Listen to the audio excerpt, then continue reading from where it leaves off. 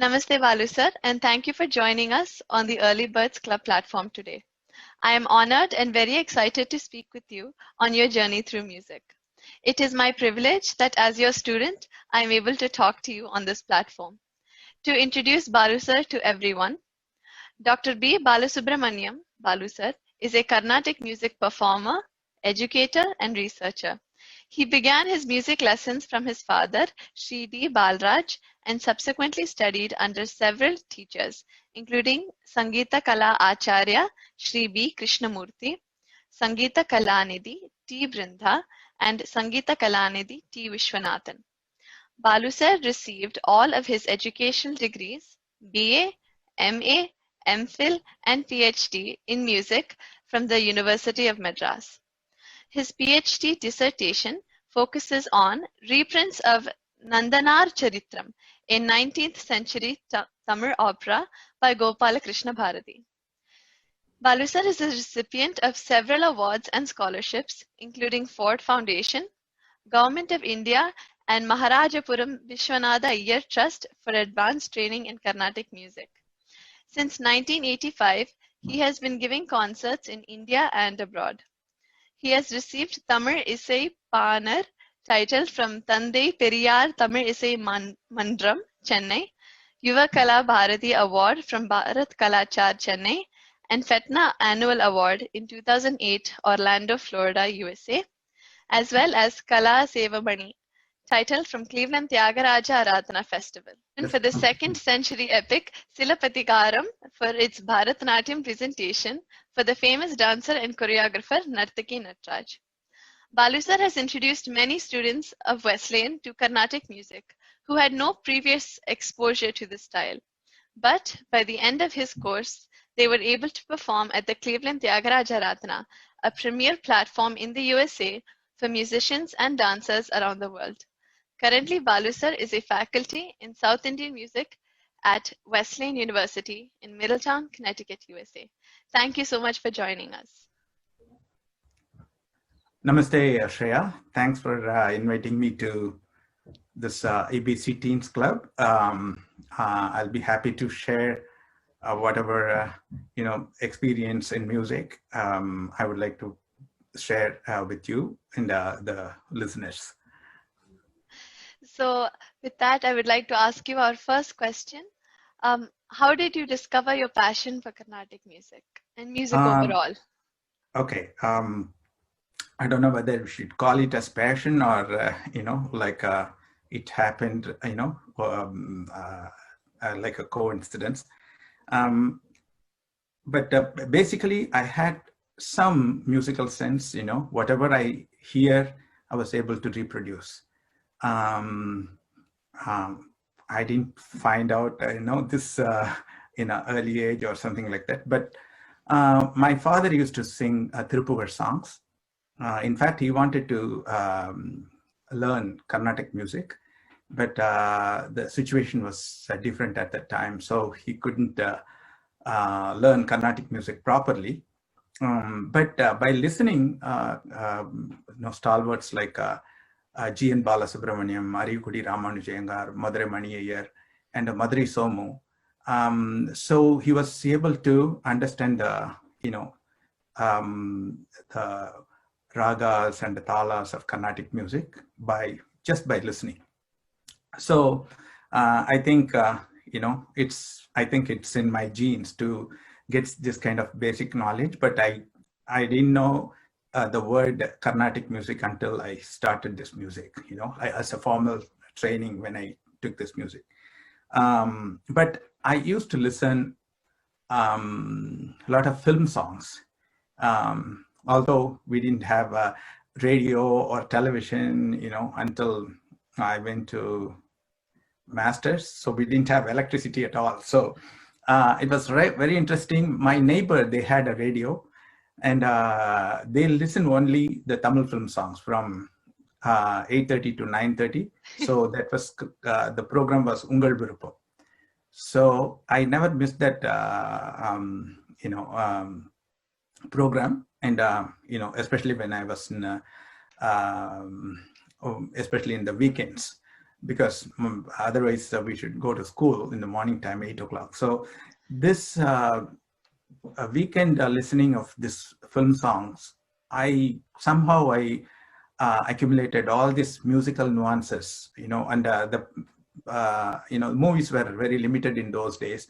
So my first experience was listening film songs. I was totally unaware of Carnatic music or classical music. And they listen only the Tamil film songs. After that, from 9:30 onwards, the Delhi station, they broadcast, Hindi film songs, but they shut off, radio after 9:30. But during the marriage functions, I happened to listen the Hindi movie songs, especially the movie called Aradhana. That was a very famous movie in 1960s. I think that movie came in 1969. So when I went to this functions, marriage functions, they'll have LP records. So in those days, there was no tape recorder, and also the gramophone, they used to, crank it. rotate that gramophone records by hand. And so it was very, beautiful moments happened in those days. So I used to ask them to play Aradhana songs when I was like 7 years old. And that the person who, I didn't know that the songs were like not appropriate for kids. But, I loved the tune, and, I didn't understand any single word from that movie songs, but still I liked the melody, and, so I used to listen Aradhana songs whenever we go to the marriages or any functions. They play that movie songs. So I still remember that songs, Aradhana songs, without knowing the language, without knowing any music background. But also in 1970, there was a movie called Vietnam Bidu. So my father, he brought the song book. Usually they sell it at the theaters. So he got me that book. I was just 8 years old. I was able to sing Un Kannil Neer Vadindal En Nenjil Udiram Kottudadi. That was a Bharatiyar song, that comes in the movie. Actually, the whole song written by Kannadasan, famous film lyricist. But that song, first word, like from Bharatiyar song. So I learned that song. I sang ditto as it was in the films. And also after, evening time, there was no matinee shows because this movie starts after dark, because it was, the theater was like made up of tents. And no, daytime, they don't close the door, nothing is there. So evening time, when it's dark, they show the movie. So I used to go to that theater and stay outside. I listened the whole story and music, songs, everything. And I memorized. So that's how I got interested in film music. And then when I was 11 years old, they put me in hostel, at Thiruverkadu. There's a Karmariamman temple is there. Though they have school, Karmariamman Devasthanam school, and then there's also hostel for poor kids. So and they put me in there, and especially during the Margazhi month, they play this Tirupavai songs. I didn't know that was Tirupavai, nothing. So 11 years old, but I was able to sing like M.L. Vasanta Kumari, whatever, Sangadis or Birkas, whatever she does, I was able to do that. Especially, I still, surprised about myself that I picked Varali Raga, that is Adi Malai Kanna. That was very, very tough one. And she will do a very fast Sangadi in that Adi Malai Kanna. So I was able to do that just by listening. So while during the summer break, I come to my home, and then I used to sing all these songs. My father heard, he found that I have some music sense in that. So he put me in under one music teacher, and just first class, I finished all Sarali verses. just within very first class. So my teacher was very surprised, and he was happy to teach me. That's how my music training started. But I didn't realize that at the time that I will take music as my subject, and I will continue with music. But that's how it started. And also, my father used to sing a lot of Tirupur songs by Arunagirinadar compositions. It's very rhythmically beautiful compositions, and my father used to tune that. Again, I repeat, my father, he never had formal training in Carnatic music, but he was able to sing this, Vasudevayani, that's a Kalyani Raga Kriti, Tyagaraja Kriti by, GNB was very famous for this song. So my father used to sing just like him with all Birga Sangatis. And another important thing, I heard, Sangita Samrat, T.N. Rajaratnam Pillai's Nagaswaram. I was fascinated with that when I was 11 years old. When I was in school, they used to play the 78 RPM every day.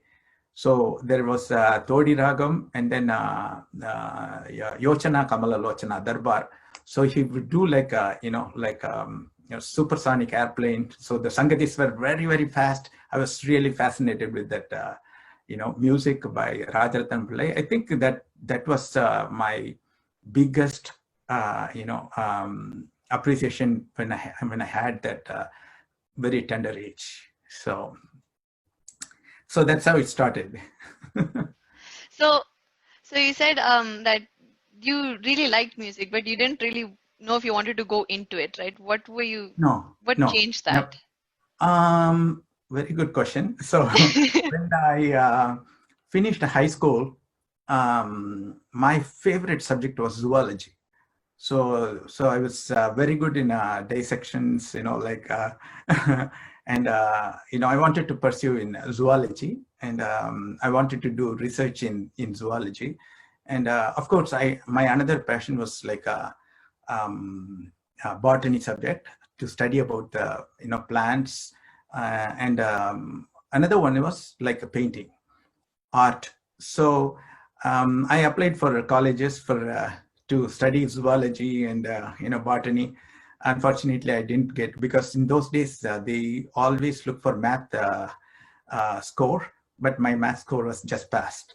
So I was not great in mathematics. So, but I I didn't get a admission in colleges for to study zoology and botany. Later, my dad said, I said, maybe I can take a art class, or there's an art college in arts college in Egmore, Chennai. That's a very famous college. I said, I will learn art and painting. My dad said, no, I don't think it will work for you. For you to survive with the art and painting, probably you should study something else. And then so he approached his friend, and then he suggested, he sings very well, why don't you put him in music college? And then my father and my father's friend took me to Madras Music Department. And then there was no undergraduate degrees for boys in Chennai. So all the colleges were in like Madurai, Chidambaram, and of course my mom, she never allowed me to go out. So even though I studied from 6 to 9 in a hostel, but she didn't want to miss me. So she said, no, I'm not sending him out. So maybe let him study here. And I was trying to join in a music college, and but Dr. Sita said, let him study here diploma course. Diploma course, they allow boys at Wesleyan. It's a 2 years course. So I started there as a diploma student in music department, Madras University. And the next year, my professor, Dr. Sita, she wanted to do something for boys to study Carnatic music in Chennai. So she started music under BA degree in Madras University. That was the only course offered, like undergraduate course in Madras University, because all the courses they offered only for masters and PhD research. So BA music was the first, undergraduate degree they offered, and thanks to my professor, Dr. Sita, so she initiated to start this course. Of course, they were able to conduct only 2 sets of students. Actually, after that they closed that degree. So you were the first batch, right? Yes, very first batch. And then, after that, we had a second batch. They closed that program, regular program, and then they started in a correspondence, distance education, BA music. So that's how my education started, as well as the music. And it was very interesting to study with a group of students. So it's an institutional setup. And I was, I did very well in my undergrads and graduate degrees. And then in fact, BA, I was supposed to get the gold medal, but I got failed in English subject. So, even though I got the good parts, I was not able to get that gold medal. But of course, I got it in MA. So during that college days, I was very, very sincere and very, very committed to music. I used to practice 4 hours a day, morning 2 hours and evening 2 hours. I never missed even a single day. That's the time I practice. It still helps me. And even I got sick, I would practice. And also I practice each note for 3 minutes. So just to finish that straight notes with the tambura, it will take about 1.5 hours, more than 1.5 hours. So I did that every day. And then evening time, I would practice my class, lessons, and also trying some improvisations. But everything was just by hearing. There was no recording. I never followed the notations and all that. Whatever I listen, I do that. So that was, that's how I learned, a lot of things in music, and even for improvisations and all that. Nobody taught me much. Like all my teachers, they were all like not great, popular performers. Okay, they performed very, very rarely. So all the improvisational aspects and this thing I learned by listening concerts. How do you learn improvisation? Like, how does that? That's a very good question. You cannot learn the improvisation. You have to listen a lot. And you should have this kind of, to passion to, understand the details. And I heard one great musician. He used to go to a particular concert, and he would listen just alapana. Once finished the alapana, he'll go back home. So he would think of that and then practice well. So because in those days there was no tape recorder, nothing. Very people, they had LP gramophone records, and very rich people. And I think late in 70s, they were, in the 60s, there was like a spool tape, that was, it's like you have to be in heaven to have all these kind of sophisticated, instruments. So for normal person, it's not possible to, have all these kind of devices. Nowadays, it's very easy to get anything. So in those days, it was, very difficult to have all these kind of equipments. And 70s, there was some tape recorder came, and then 80s, late 80s or early 90s, the CD. So all this, technical aspect also helped, to listen the great masters.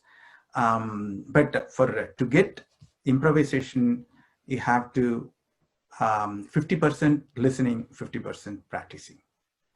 So by listening only you can get it, especially with the different artists. We have Todi, performed by hundreds of musicians. Each one is different color. Okay, so you have to understand the you have to understand the details, each musicians, from each musicians, and then put it your thought in it, and then you can perform like that. So that's how you have to improvise. That's as far I concerned, that's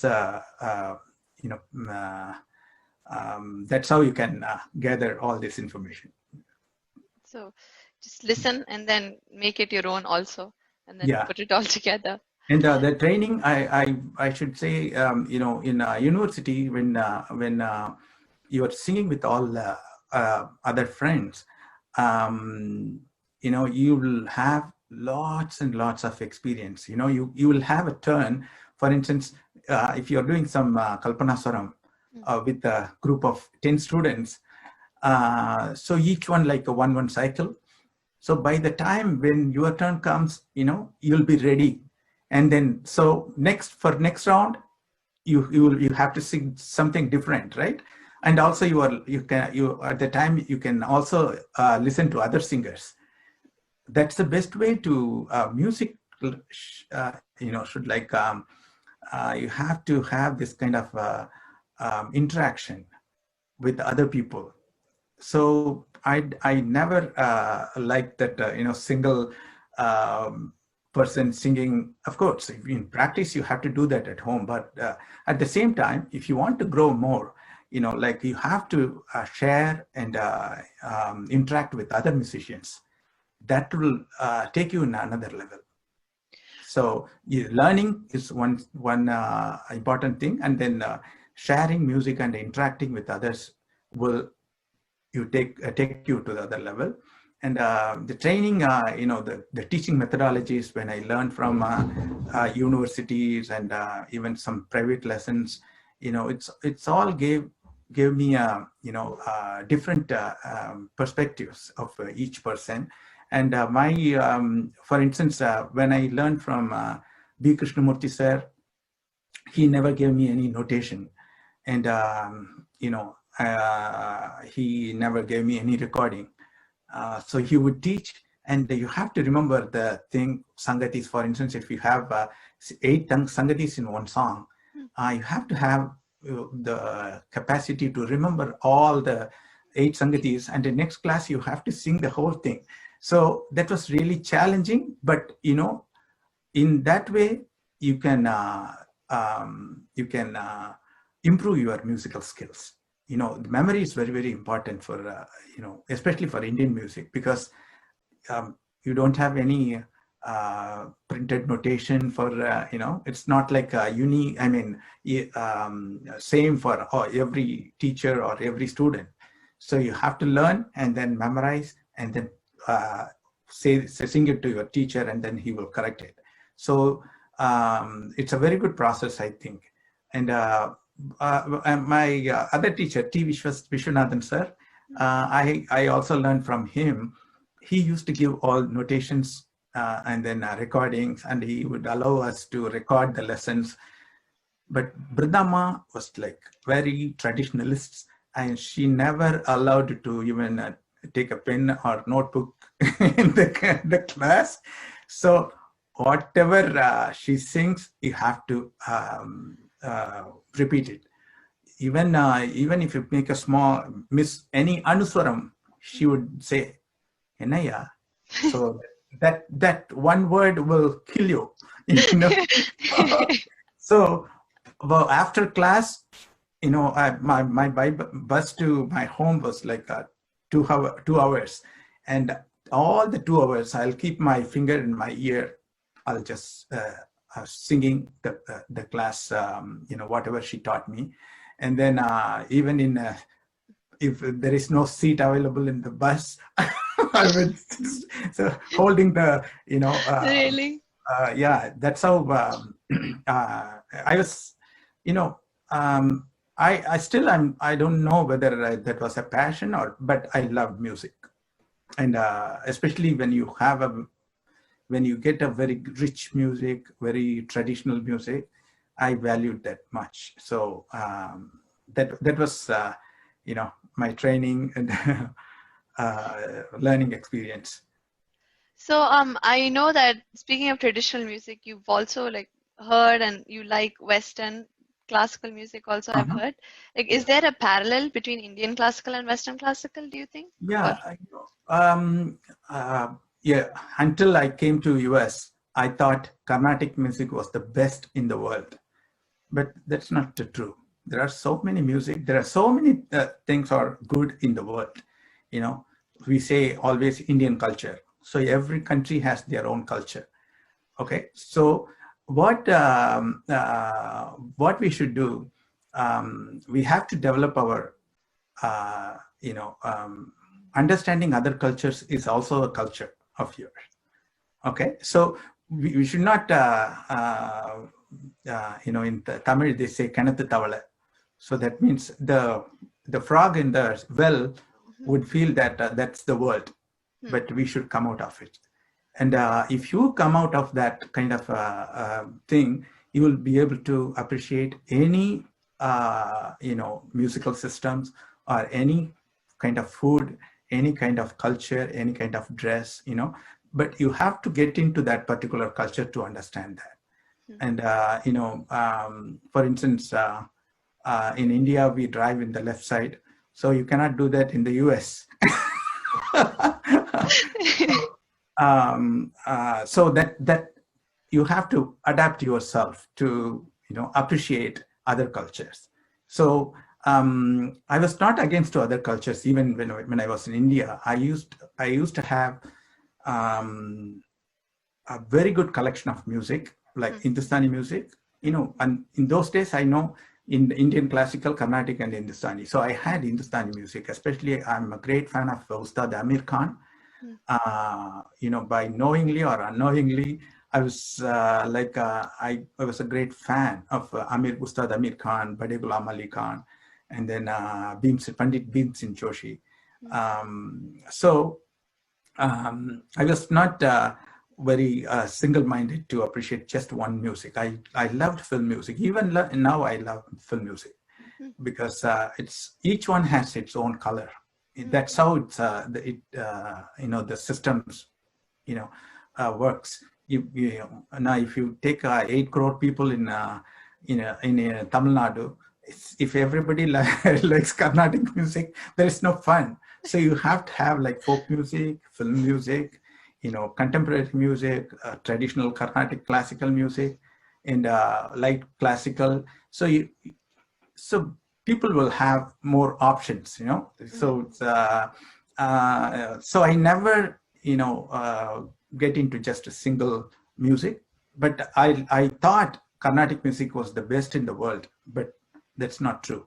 So every culture, they have a beautiful music, and I found out when I moved to the US, especially at Wesleyan. I attended all top concerts, like top musicians of the world, whether it is Indian music or, Hungarian music, and then European classical music. And then the interesting thing when I heard Tuvan music, Tuvan is I never heard that country. Hmm. So it's a very, very small country near Russia, Russian border, Mongolian border. Hmm. So these Tuvan singers, they just sing one note. You can hear the overtones. With that overtones, they sing a melody.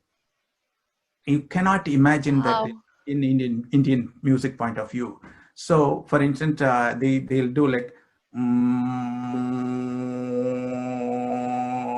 so you can hear saga pani. So they'll play a melody out of it.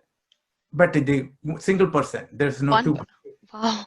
So I was like, oh my God, what is this? What's happening when he's doing that? So there are so many, musical systems. And I'm not saying that we should appreciate only our music. So this coming to the US changed my perspective about music a lot. And I was able to appreciate my own music with the broad outlook. So as you learned more and more, and as you like at Wesleyan, you were exposed to so many concerts and all different types of music. So what do you think is the meaning of maturity as a musician? Great. So I could say the best example. So when I was working as a archivist in Sampradaya, I listened to K.V. Narayanaswamy's music that was recorded in early 60s or late 50s. So my job was like to indexing the music, and then I have to mention if there was a alapana, and I have to put like A, and then if there was a Neraval, I have to put N, something like that. So I was indexing and the timing also. Okay. So my senior, Padmasini, she's the mother of the famous playback singer Chinmay. So she was my senior, and then she gave me a tape. There was no name mentioned in that cassette. And then, she gave me, and then I indexed the songs. So I indexed, and then I put the name as Ariyakudi Ramanujayangar. Because I have heard Ariyakudi Ramanujayangar's concerts. So I thought, default, I put Ariyakudi Ramanujayangar. And then she asked me, so once I gave it to her, the tape and the index. And then, how do you know that Ariyakudi Ramanujayangar? I have heard so many concerts of him. So are you sure that was Ariyakudi Ramanujayangar? Yes, I said. She said, no. What? Yes, that was not Ariyakudi. That was K.V. Narayanaswamy. I couldn't believe that because I heard his 80s music, K.V. Narayanaswamy. So I never heard his old recordings like 60s and, So he was just, sounded like Ariyakudi Ramanujayangar. And then Padmasini said, no, this is K.V. Narayanaswamy. In 60s, he was singing like that. So I said, how could you change the style? It's totally different from, the present, his present concert.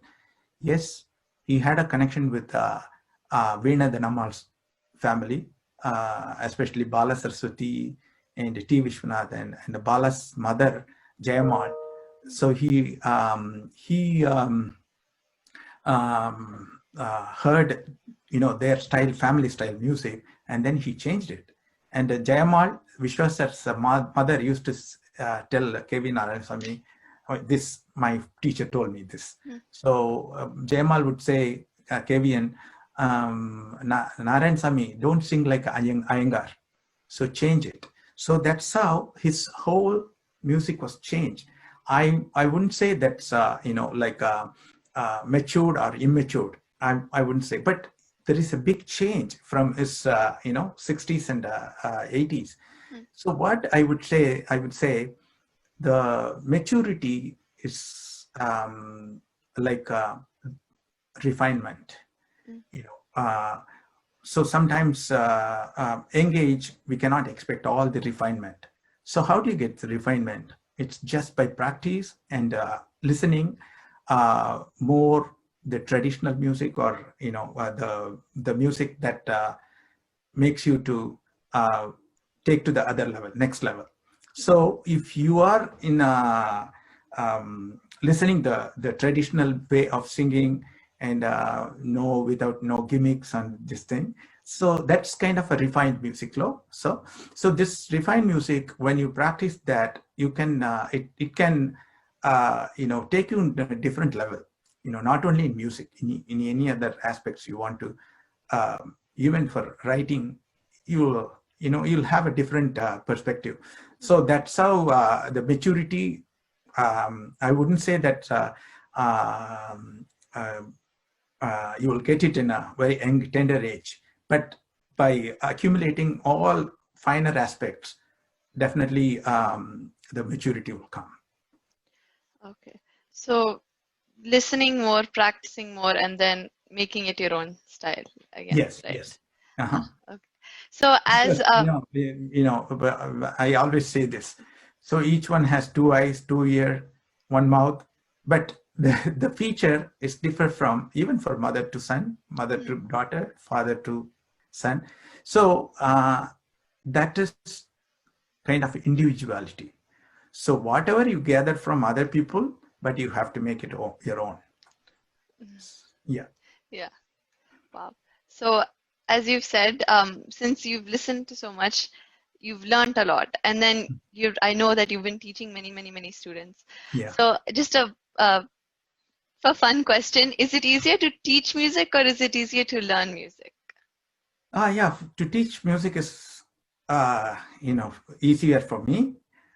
In fact, I decided not to go in performance side because I don't know. Maybe I was not. I was scared to get to this because it's not very easy to take this music as a profession. Because you need a lot of support from family and friends and organizations. I was not sure about it, and even when I was in Madras University, I was little, I felt like I was like very shy, and I felt isolated from, because I felt that Carnatic music was not my culture. So I felt that because I was coming in a different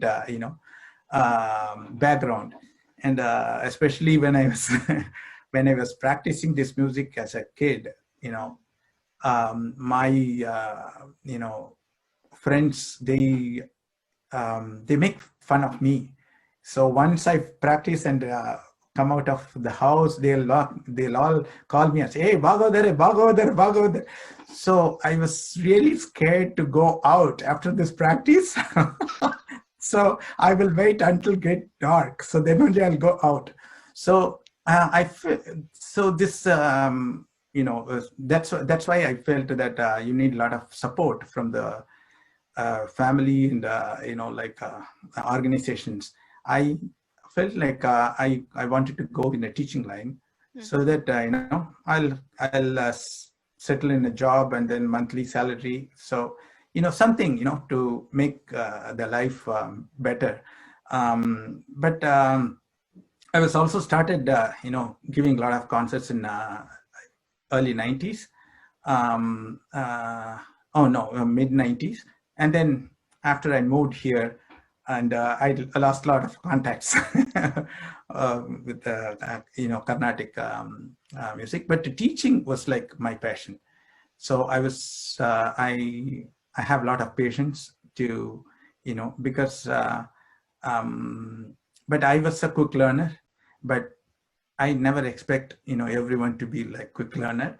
So I was really I have a lot of patience to educate the students, whether it's young or old, whatever, whatever. So that was easier for me. But the other person who learns the music, who has to put some effort to the progress is very important. Otherwise, it will be boring for both students and teacher. I cannot teach the same thing again and again. I'll get bored. Oh, come on, how many times I teach. So this kind of has. But as I mentioned, I have a lot of patience. So that was especially this. It was very interesting for me to teach the non-Indian students at Wesleyan, and I had a great opportunity when I was in India. I taught a student from England, British fellow. So he wanted to learn Carnatic music, and then I was a bachelor at the time. So he would come to my class, and after that we'll eat, and he loved my food. I think probably he came just for that. So, as I mentioned earlier, this teaching is, it's a very nice job, and you should, if you give a very fine music to the student,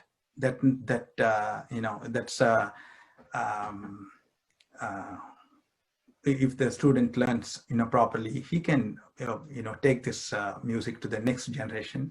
So I love teaching. Yeah, and it also, I think, because it's preserving culture as well, right? Because it's keeping it going. Yeah. So, and I should be very, very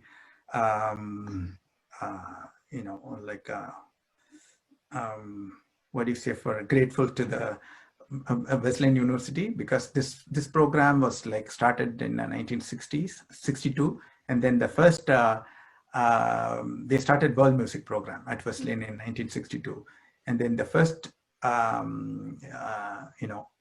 artist in residence was my teacher's brother T. Ranganathan.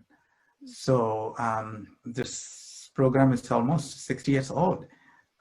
So in 2022, it's going to be 60 years old. And then we celebrate Navaratri festival, just like in India, with the music programs and, sharing Indian foods with the audience and artists. That's a wonderful place. And this is, that's how they started, Indian music in the West. Of course, in California, also CalArts and other places, they started, offering the Indian music. But for Carnatic music, this is the only place in the US or even in North America, even in Canada and other. Yeah, this is the only place to offer courses in South Indian music. Yeah. So I'm really grateful, and at the same time, I'm really proud of, to be part of this program. Yeah, and I'm really proud to be in a place where it's there. Like, this is the only place in North America, and that's so unique. Yeah. So with the rise of music therapy and all this new research coming in, how do you think music can be used for therapy and healing? When I was in college, I heard this story. So I wanted to share all these stories that. So yes. in Annamalai University, the science department, they played music next to this banana tree. So comparatively, that tree grows very faster than other trees. So that was proved. So music as such kind of, powerful, so it's a powerful phenomenon. So one who practice that music or listening to the music, especially, they get into a deeper side, like, like it's always in Indian music is considered as very spiritual. In fact, many, composers and musicians, for instance, Vosai Oliyalam Anai Niye. So when they describe the Lord Shiva, so in Saivite saint singers, so they always use music as a vehicle. Like Vosai Oliyalam Anai Niye. There are two sounds. Like one is regulated sound, one is noise. So Vosai, Oli. So you have to understand this too in Tamil. Vosai means sound. I mean, noise, that can be noise. But Oli means it's a regulated sound. It has a fine frequency. Okay. So, and also even Tyagaraja says, Nada Tanumanisham Shankaram. So he got this from the Tevaram songs. So that was much earlier than Tyagaraja. So the one who this Nada Tanu means it's embodiment of sound. So Shiva is nothing but sound. So that sound has value. Okay, vibrations, good vibrations. For instance, you cannot enjoy the sound that in the road traffic. How long you can hear, especially in India, if you go, you can listen this horn sound, car horn honk, all the time in the road. So it is really sound pollution. So if you are in a very good regulated music, whether it is Carnatic, Hindustani, Western classical, or even fine folk music, whatever it is, or some recitations, it has fine vibrations. Okay, it's the frequencies definitely has value, and that's how the Buddhist monks and the meditate. It's meditation is highest level, right? We can go to the gym and work out for 1.5 hours and to make muscles and all that, but the meditation is very, very important. That's for mind. So what the Indian saints say, music is the best medicine to take you to that particular level. I mean,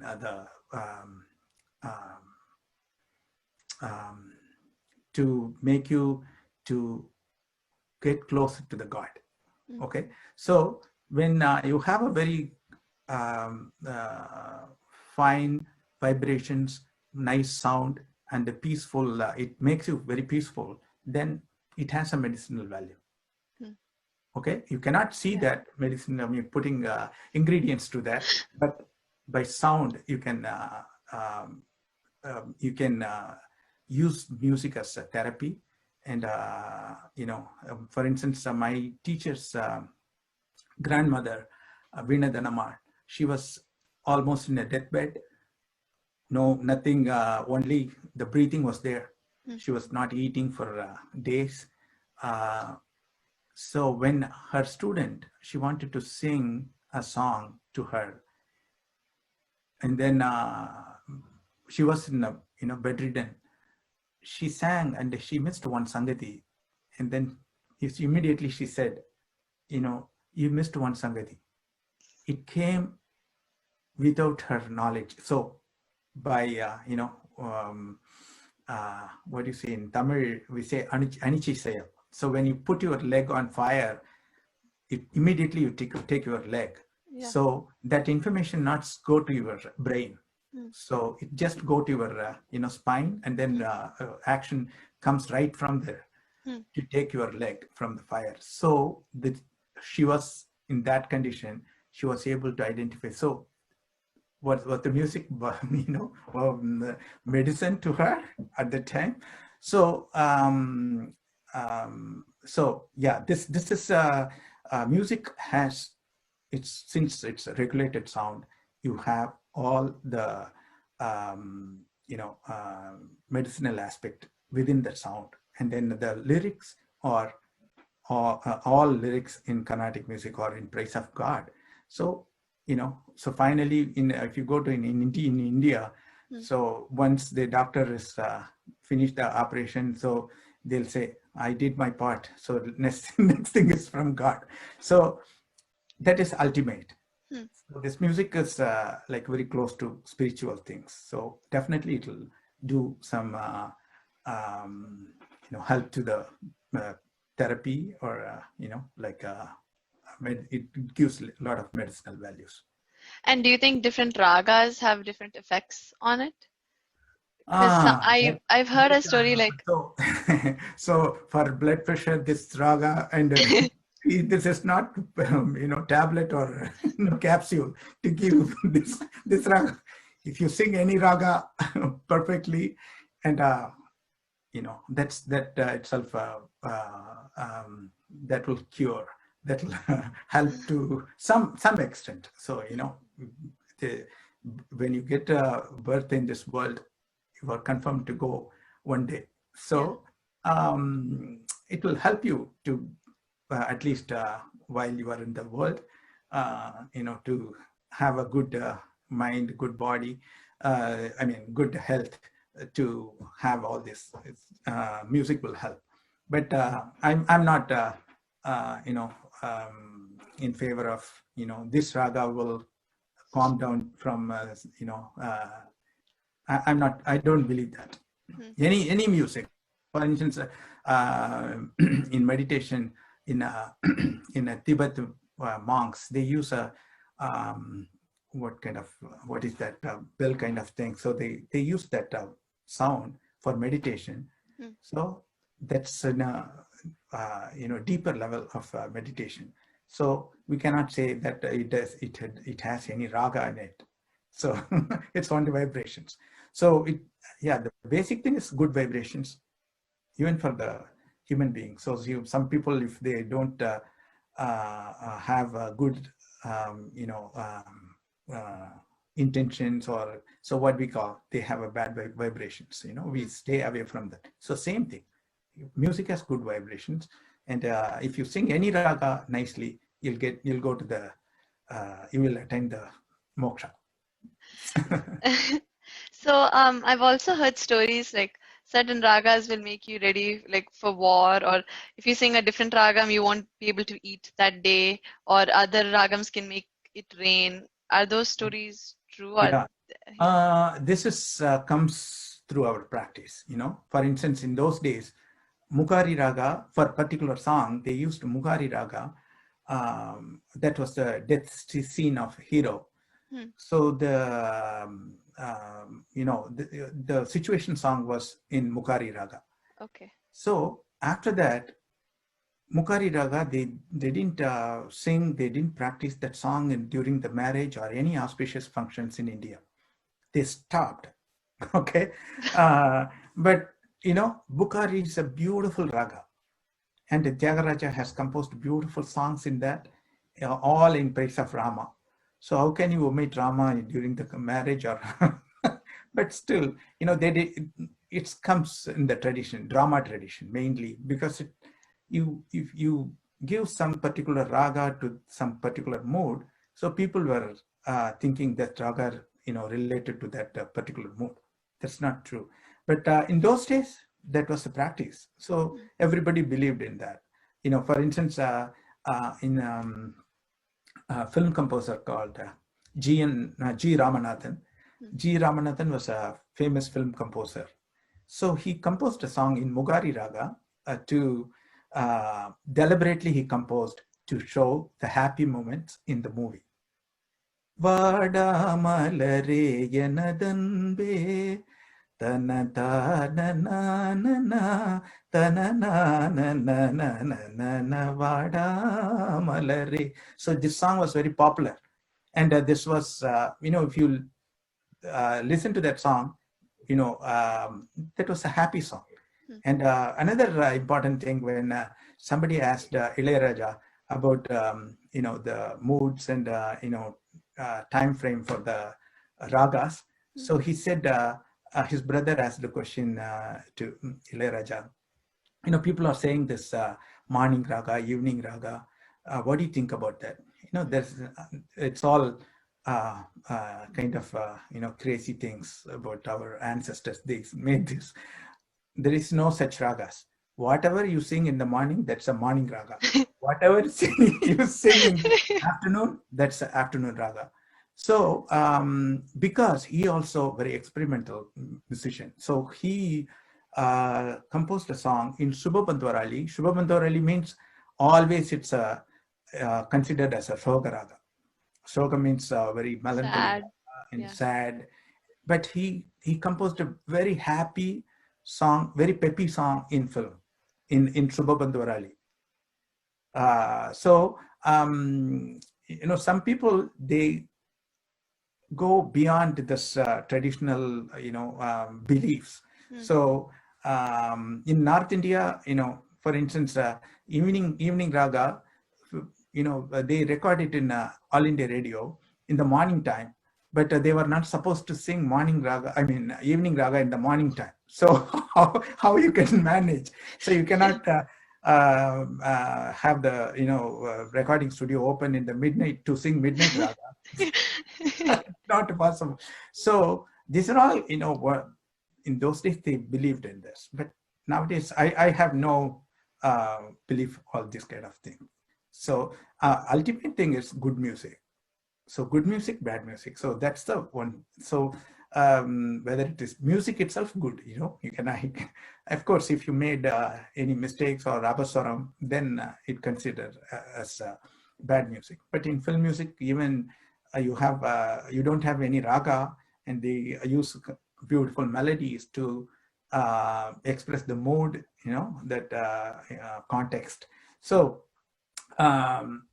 we cannot say that this raga is particular for this. So this all came from our ancestors' practice. So now it's technology world. So musicians, they all work all night to make music. Okay, some of the composers, for instance, A.R. Rahman, he used to work in the midnight, 2 o'clock, 3 o'clock. So they didn't look for this night raga, morning raga. Yeah. So how does music relate to other fields beyond composers and all, like other subjects? I don't know, but I relate music in everything. Like for cooking also, so when you cut the vegetables, you look for the best shape of the cutting vegetable. It's all come from music. And maybe a best cook can also have the same music sense. So it's all related. These are all comes under fine arts. In India they say 64 fine arts, and like putting kolam, like in front of the house. I don't know what to say that in English. And cooking, and then stitching. Everything's related to fine arts. So painting, and then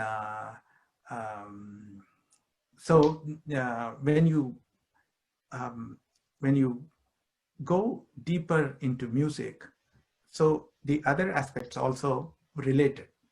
Okay, so you have a tendency to make the best, right? When you sing, so you go for the best sangati, best sangati, and the best phrase, and so you are push yourself to go to the next level, and then to make it so beautiful, right? Same thing. So this aspect will reflect in anything, like whatever related gardening. Some people, they keep beautiful garden, and then some people, I think you have a beautiful garden. Yeah, I'm generally saying. So mine is okay, but I started this year. Maybe next year I'll do even better. So this is the aspect. So it'll take you to. So I should make it little better than this. So that's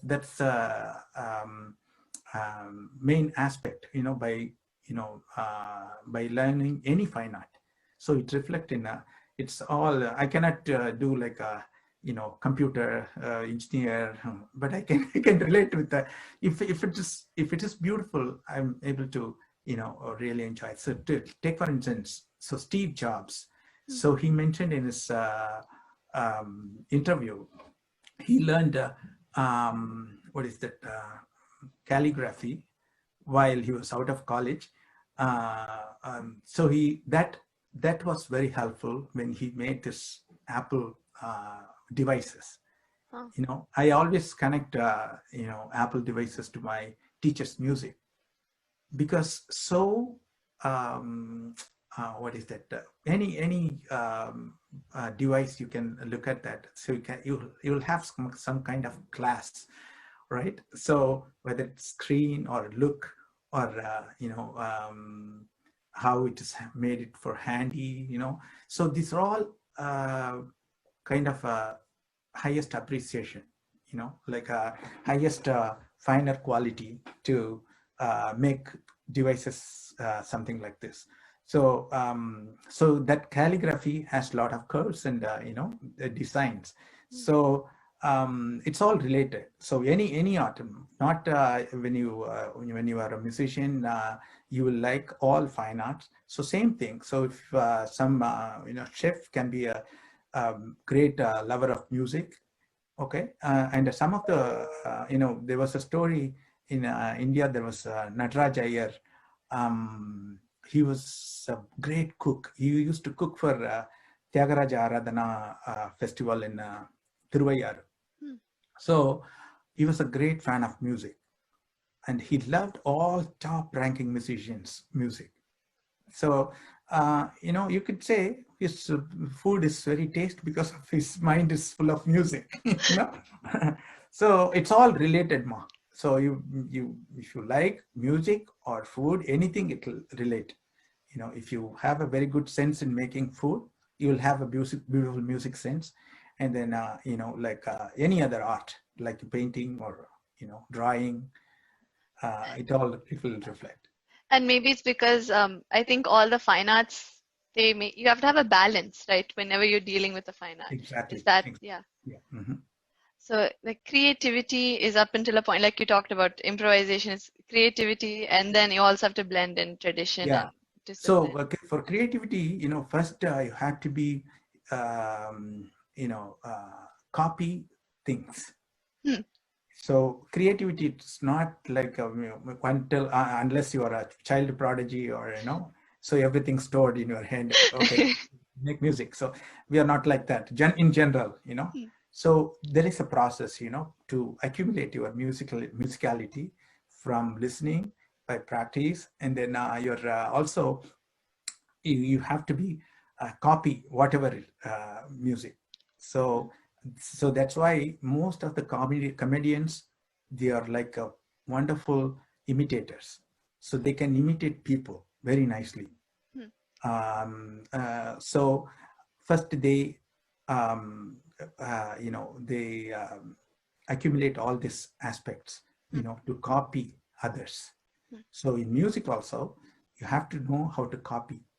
So once you get that, accumulate all these things, it'll after one level, people will copy you. So one day, that is how the system works in our body. Yeah. So relating it to math as well, because I think a lot of people. I grew up reading a book by Enid Blyton, and this girl Irene, basically she was a music prodigy, but she was Mhm. also fantastic in maths, and nobody in her class understood why she liked both.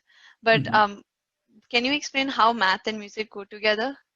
Um, that's a great question. I'm not great in mathematics, but I can understand the understanding is the first step.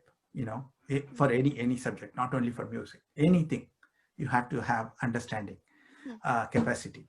So what happens in music, especially in Carnatic music, you have body and mind relation.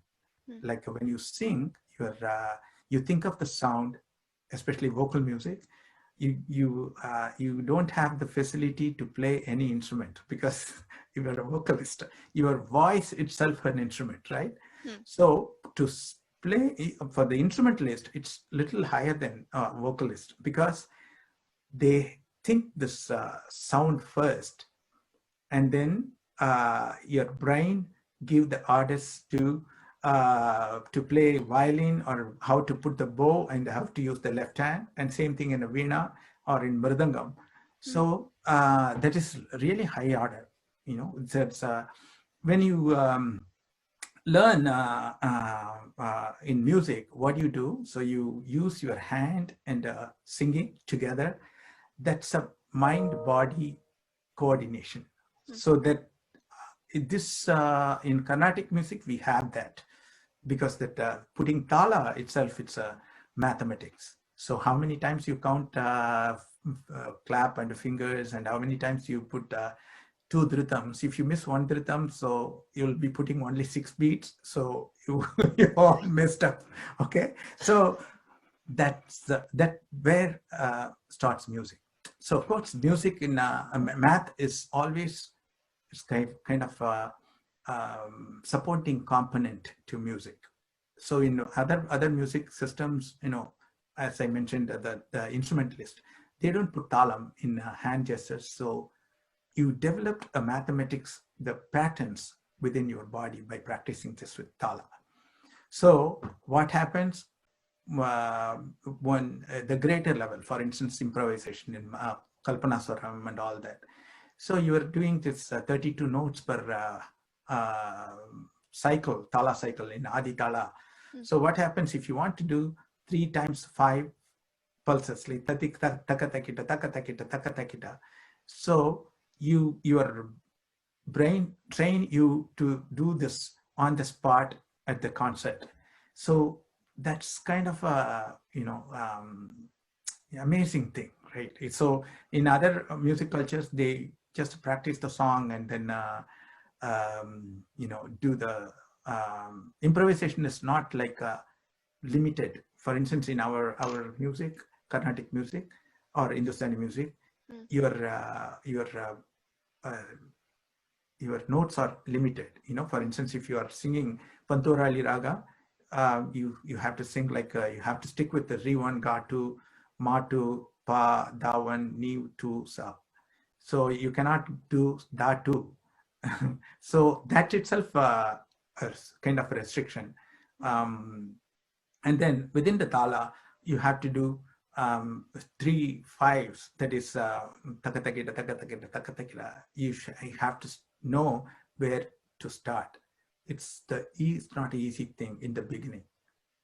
Okay, so just like like practicing music, this is also another important aspect. By doing this several times, and one time you do 3 5s, and then next time you try 3 7s, 3 9s, like that. And also this the improvisation and mathematics in Carnatic music always like very fascinating by using this odd numbers. Like 2 4 is no fun. 2 4 6 8 are no fun in it.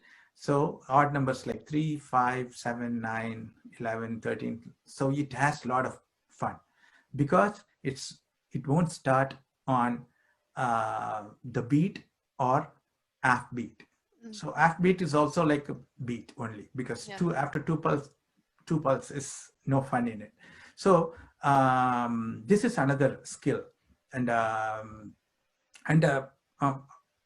this kind of approach started in Nagaswaram tradition, especially the tabal players.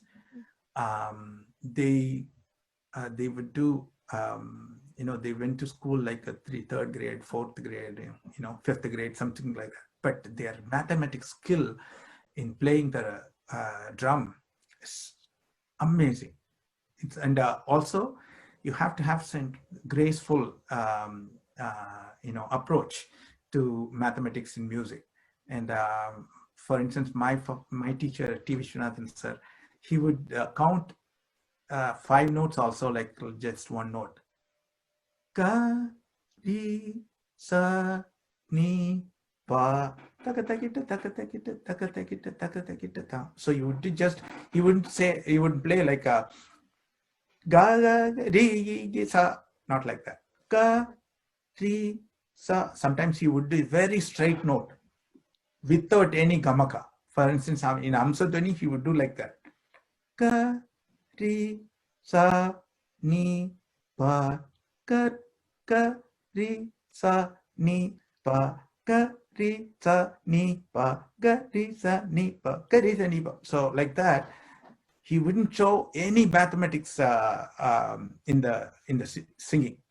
So he purposely he does that many times. And also he would say in Nagaswaram tradition, they don't count like ga ga ri sa ga ti sa ti, no, like ga ti sa ti ta ta ta ta ta ta. So just like that.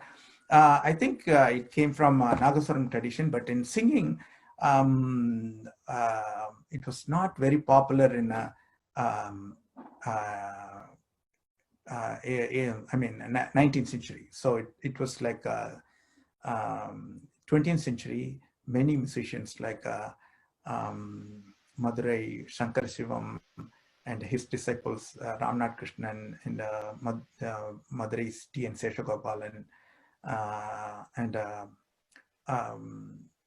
like who was the musicians? They were all specialized, mathematics and also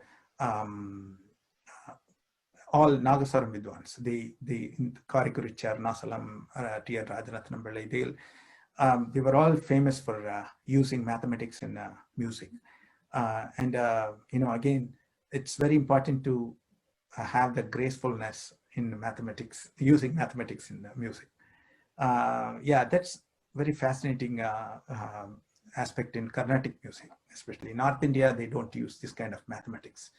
So here, especially, when if you listen any Tanya Vartanam, the mridangist and the ghatam artist or the ganjira artist, their like a call and response is always a big hit of a concert, especially the stalwarts like Omalpuram Shivaraman, Karakudi Mani, Trichy Shankaran, all these musicians, Palkad Mani here, so Balasubrahmaniyan play. So that was like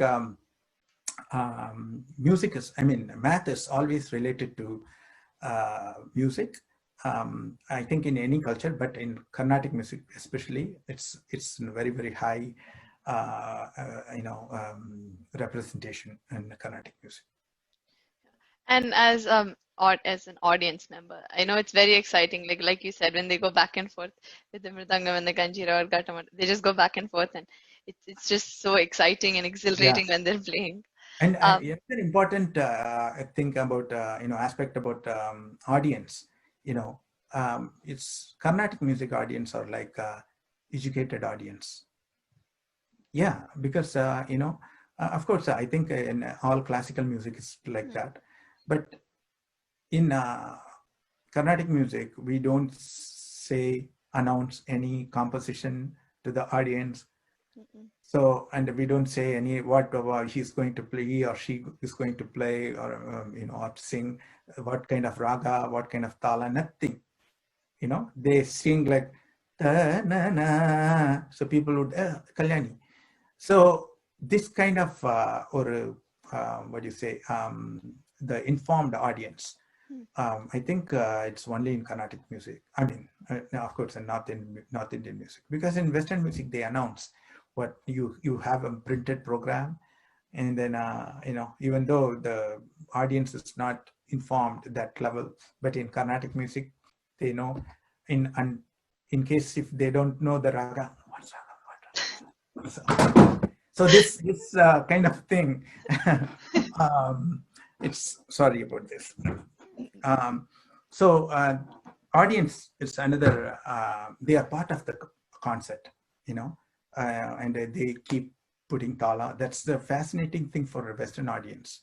Usually in Navaratri time, our students have to submit a paper on midterm for about Navaratri concert. So they all mentioned this. It's very interesting to see Indian audience. They always putting tala and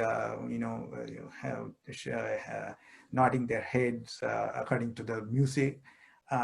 So that means the student audience are very well educated particularly in that music. So that's another fascinating thing in Carnatic music. So, what is the most important thing about music, about its power essentially? I don't know. It has power, or but it's by learning music, you get some popularity. That's you're in if you are in a limelight, you're like a king. So and at least it makes the other person to be happy or enjoy. It's kind of entertainment, although we say Carnatic music is, for God, and at least, you are singing for a man. So I don't know, God will come and listen to you or not. If the audience listens happily, it takes you to another level. So you have to enjoy yourself first. That's itself it's kind of a realization. And then so when you enjoy, the audience definitely enjoy this music. So number one, you are entertaining people, and you are gaining a lot of appreciation from the people that you are entertaining. And then you became famous, you get money, whatever, fame, and um, that is the power. And then you can influence people if you are a very good performer. So many people, they follow you. Of course, teaching also on that level. Um, um, yeah, I think that's maybe because each subject has their own powerful aspects, not only music. So if you're a sports person, so everybody loves Dhoni, so and Messi and LeBron James, so music. And for me, again, I forgot to tell you this: music and sports to go together. So one for mind, one for body. So you have to enjoy both. Okay, so and also sports also very much connected with it because it's all timings. Okay, in music you have perfect timings. So sports also, you have to hit 90 miles a ball in baseball. So you have to hit the correct timing, right? If you miss it, That's it. somebody will catch your ball. So this is and it's just like fine arts. You have to do that on the spot. So that's a powerful element to inspire, influence, or to people. So that's the thing. I think that's a powerful thing. And I think you touched upon it before also, like somebody who truly loves music loves more than just one kind of music, right? They're appreciative of all cultures of music. That I don't know, because so I heard one violinist, he was mentioning me that if you know Carnatic music, you can learn any kind of mix. But I don't like that kind of aspects, attitude, because each one has their of course you can learn, but only if you know Carnatic music you can know. I wouldn't accept that. But you have to come out from your own culture to understand the other Your culture. bubble. Yeah, but of course, nowadays, especially musicians who are visiting from India to here, they know more information about this country than us. So they know which thing is, where can you get the very good thing in the US. Okay, better than us. So like that, so understanding, this is an example I'm saying, but to understand the other cultures, you have to come out from your own um, your own culture. That's how you can understand others. So otherwise, we'll be very closed mind, and we cannot appreciate other things in the world. Yeah. And as we feel like the world keeps growing smaller and smaller, right, because of technology, music Yeah, really is yeah, a channel for us to get to know each other and each other's yeah, cultures. yeah, Oops. yeah. So also, since you're such a renowned Carnatic musician and I've heard you before, I'd really like to hear you again. We must ask you to please sing something for us. Okay, singing a Virutam from Krishna Karnamritam, and followed by Krishna Ni Begane Baro. Ragam Yamuna Kalyani and Misra Chaputal.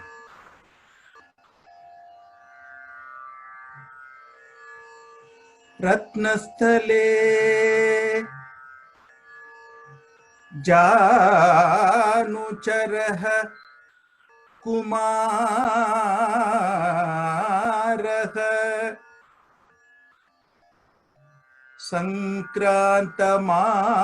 संक्रान्तमात्मीय मुखारविन्दम्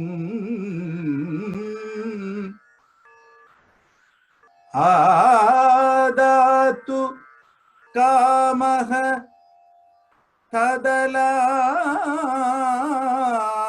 तदलाभकेदात् विलोक्य धात्रीवदनम्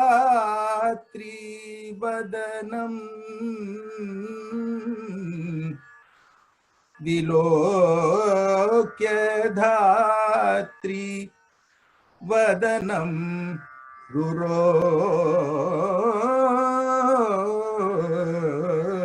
रुरोद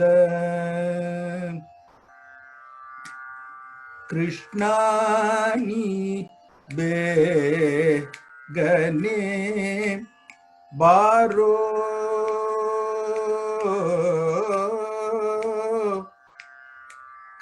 कृष्णानि बेगने बारो कृष्णानि बेगने बारो बेगने बारो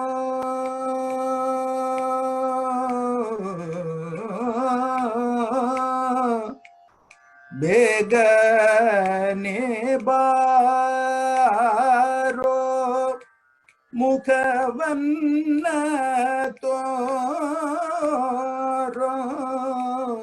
बेगने बारो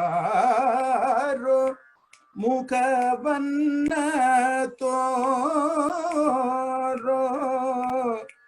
कृष्णानि बेगने बारो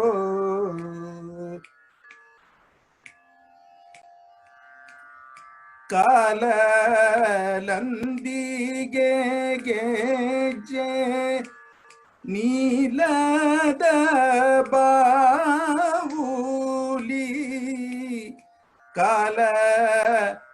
ಕಾಲಲಂದಿಗೆ ಗೆಜ್ಜೆ ನೀಲದ ಬಾವುಲಿ ನೀಲ ವರ್ಣನೆ ನಾಟ್ಯ ವಾಡೂತ ಬಾರೋ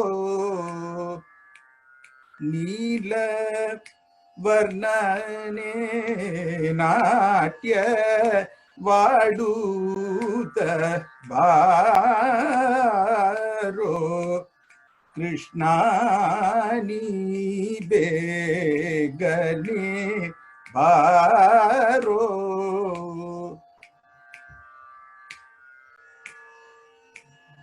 ತಾಯಿ ಕೆ ಬಾಯಲ್ಲಿ ಜಗವನ್ನು ತೋರಿದ ತಾಯಿ ಕೆ ಬಾಯಲ್ಲಿ ಜಗವನ್ನು ತೋರಿದ ಜಗದೋ ಧಾರಕ ನಮ್ಮ ಜಗದೋ ಧಾರಕ ನಮ್ಮ ಜಗದೋ ಧಾರಕ ನಮ್ಮ ಜಗದೋ ಧಾರಕ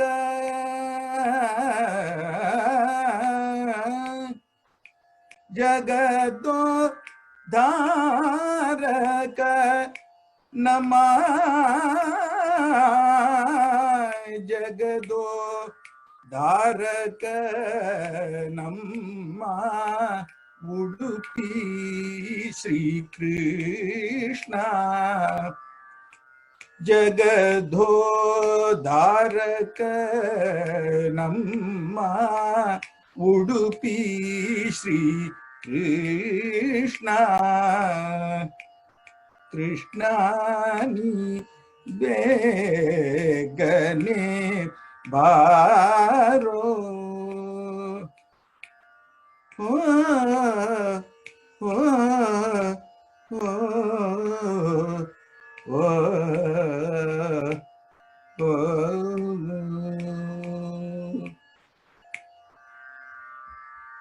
So that was beautiful, sir. Thank you.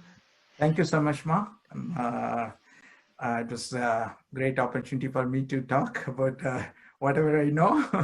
No, I want to thank you. Thank you so much for being here with us. From your short stories that are very entertaining, from the philosophical insight, you really taught me a lot. And anybody who watches this, I'm sure will also learn a lot. So thank you so much for being here with us. Have a good night. Thank you.